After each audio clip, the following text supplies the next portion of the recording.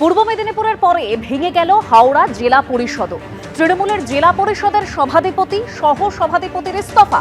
দুর্নীতি স্বেচ্ছাচারিতার অভিযোগে সভাধিপতির বিরুদ্ধে অনাস্থা আনা হয়। তৃণমূলের 41 জন সদস্যের মধ্যে 25 জনের অনাস্থা প্রস্তাব। অনাস্থা প্রস্তাবে ভোটাভুটির আগেই সভাধিপতি পদত্যাগ করেন।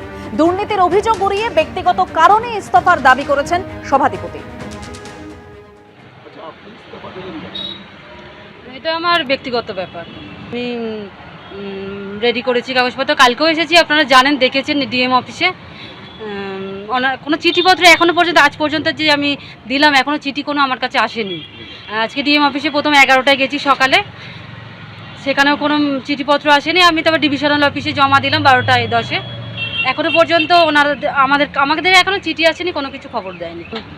আমাদের যে জেলা পরিষদের উন্নয়ন যেন অব্যাহত থাকে, আমাদের জেলা পরিষদ সমগ্র হাওড়া জেলার যেন মাননীয় মুখ্যমন্ত্রীর যে উন্নয়ন যেন আরও ভালোভাবে